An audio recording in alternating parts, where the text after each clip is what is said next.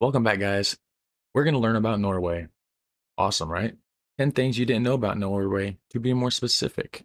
So, as always, the link to the original video will be in the description section down below. And as well, if you are into music reactions, I do have a separate channel I just made just for music reactions. If you could jump over there, check that out if that's what you're into.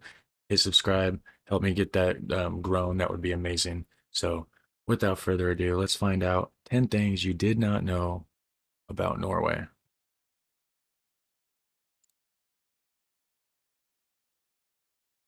Norway is a land of unparalleled beauty, wealth, and mystery. Yet given its off-the-grid status, as well as how expensive it is to even visit, most people know little about it. We seek to remedy that ignorance with 10 things you didn't know about Norway. The cost of living in Norway is known to be one of the highest in the world. Oslo is specifically recognized in a variety of surveys as being one of the most expensive cities in the world. Mercer's cost of living survey for 2015 ranked Oslo as the 38th most expensive city in the world out of 207 cities, ranking higher than Paris, Melbourne, and Washington, D.C. While Norwegians themselves earn high salaries and the high tax burden pays for their well-functioning welfare system, it cannot be denied that Norway is an expensive place to live or even visit. So if you ever want to experience paying something like $15 for a beer, then you might want to head on over to Oslo to get that experience. We've experienced that here. Big concerts and big shows and stuff, they'll spike the price up for sure. Despite the high But it's not a standard thing. dollars for a beer, then you might want to head on over to Oslo to get that experience. Despite the high cost of living, there's also a very high standard of living, and most Norwegians end up doing quite well in life, whether they earn a tremendous amount of money or not. Norway has one huge advantage compared to other Nordic countries, and that is oil wealth. In the 1960s, the Norwegian government seized control over the NCS, or Norwegian Continental Shelf, in the hopes of taking advantage of possible oil reserves that might be there, and take advantage they did. The government spent a great deal of money on exploration in an effort to find the juicy oil spots, and once they did, the black gold started to flow, and the rest is history. One interesting thing the Norwegian government has done, in contrast to many other countries with access to large quantities of oil, is to put money earned via the oil away in terms of savings. In 1990, the Norwegian government set up a sovereign oil fund, the Government Pension Fund Global, as a place to store the profits from its oil riches and save for future generations. The fund is largely financed by high oil taxes. Oil companies are taxed up to a whopping 78% of their profits from Norway oil, and the government only spends 4% of the fund's assets per year. Today, Norway has put away over $1 trillion in money saved for emergencies and future generations, and the oil seems to continue to be flowing, so there is no sign of this thrift disappearing. The Kalmar Union, called Kalmar Union. So the government in Norway they're set. They're doing good, it seems like. Wonder why the cost of living's so high. Seems like they could possibly change those things around, right, guys? In Danish, Norwegian, and Swedish was a political union that from 1397 to 1523 formed under a single monarch that joined the three kingdoms of Denmark, Sweden, as well as Finland and Norway, together with the Norwegian territories of Iceland, Greenland, the Faroe Islands, and the Northern Isles. The union was not entirely uninterrupted, and there were several short breaks.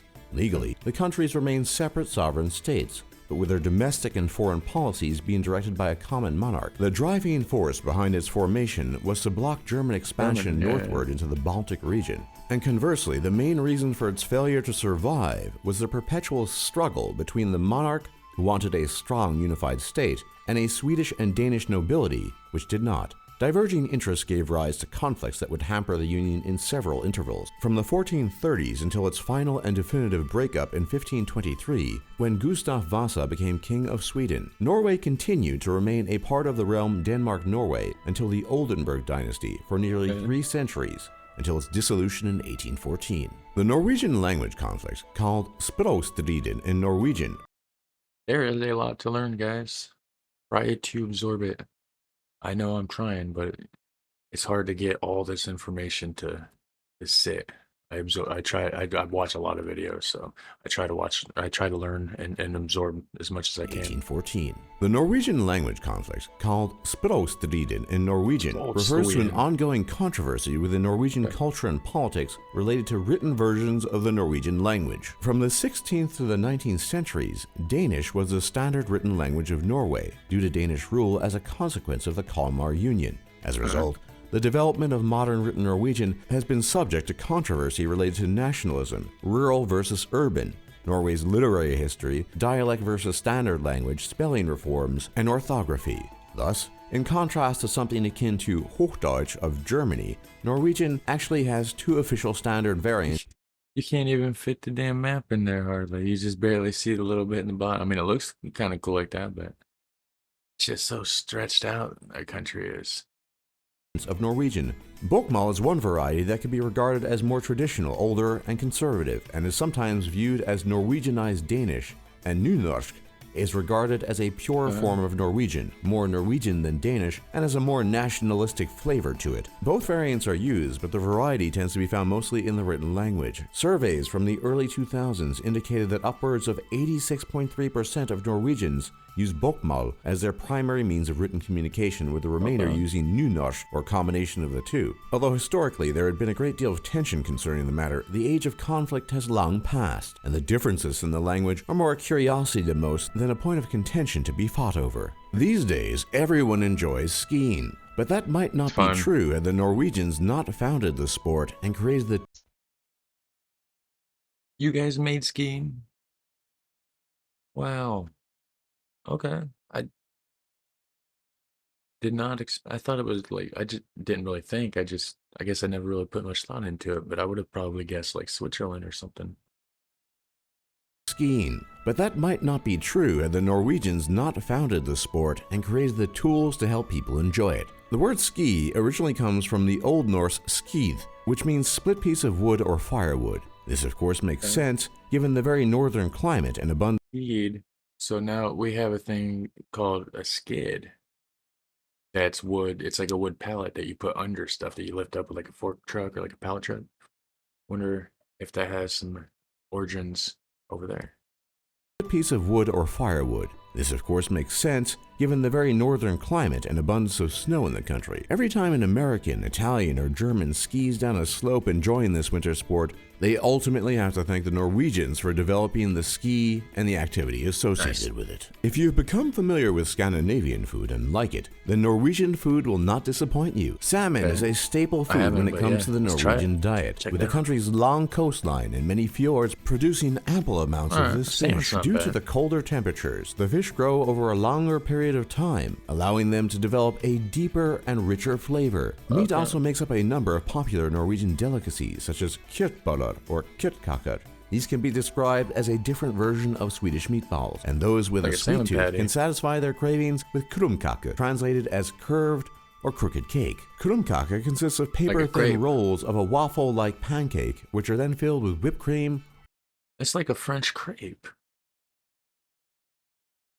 Which I've had stuff almost identical, pretty similar to this. Like, it's good, man. It's good. Or any other desired filling. Perhaps the geological phenomenon most associated with Norway, the fjord itself, is a Norwegian word, which of course makes sense given the wide-scale presence of these majestic structures. A fjord is a long, narrow inlet with steep sides or cliffs created by glacial erosion. A fjord is formed when a glacier cuts a U-shaped valley by ice segregation and abrasion of the surrounding bedrock. Glacial melting is accompanied by the rebounding of Earth's crust as the ice load and eroded sediment is removed. The foundations of fjords often reach many thousands of feet below sea level. For example, Sonja Fjord, which is the largest and most well-known fjord in Norway, as well as the second longest one on Earth, extends a whopping 4,265 feet below sea level. Within the waters between fjords, there exists an abundance of fish, such as salmon and mackerel, and opportunities to see whales. Regardless, the fjord is part of the Norwegian heritage and a testament to the beauty of the land and its people. Called Leirsdal-tunnelen in Norwegian, this tunnel is the longest tunnel ever constructed in the world, running a staggering 15.3 miles from start to finish. The tunnel... That's it though, 15 mile. I don't know. I mean, maybe it's a conspiracy theory, but there's supposedly like tunnels across America and stuff. And I don't know. I don't know about this one, guys. Does not have emergency exits. In case of accidents and or fire, many safety precautions have been taken. There are emergency phones marked SOS every 820 feet, which can contact the police, fire departments, and 820, huh? hospitals. Why Fire so extinguishers have been placed every I wonder why it's so specific at 820 feet. I mean, maybe it's because of the metric system. It just translates to that for us. It was probably an even number to start with before it got translated, I would 20 assume. feet, which can contact the police, fire departments, and hospitals. Fire extinguishers have been placed every 410 feet, and high air quality in the tunnel is achieved two ways: Okay. ventilation and purification, and this keeps the tunnel operating at maximum performance. For such a small total population, which barely goes over 5 million people, a surprising percentage Really? So like Cincinnati and like Chicago and stuff has more people than small total population, which barely goes over 5 million people, a surprising percentage of that population is in fact not Norwegian in origin, currently making Really? up 16.3% of the population. The five largest immigrant groups in Norway are in order Polish, Lithuanian, Swedish, Somali, and Pakistani. This is That's sad. So before too long, a few more generations, there's not going to be much like actual Norwegian like authenticity in as far as like a nationality, like a DNA kind of bloodline thing. That's crazy. groups in Norway are in order Polish, Lithuanian, Swedish, Somali, and Pakistani. This is a huge change from previous decades, as in 1992, the immigrant population in Norway was 183,000 people, 4.3% of the total population. At the beginning of 2015, this number had risen to 815,000, or Wow. 15.6% of the total population. Immigration to Norway has increased drastically in recent years, Why? with net immigration exceeding 40,000. I mean, Whether I get it. It's beautiful, but it seems like a lot of people. It's just random, just going there. I mean, but look at that view, though. Why would you not want to be there, right? increased drastically in recent years, with net immigration exceeding 40,000. Whether or not this will be a long-term benefit to Norway remains to be seen. Depending on the year of the survey taken and the study done, Norway is the most gender equal society on earth. But what does it actually mean? Well, on average, for every $1 a woman earned in Norway, a man earned $1.27, which translates to an average annual salary equaling about $57,856 for women and $73,257 for men.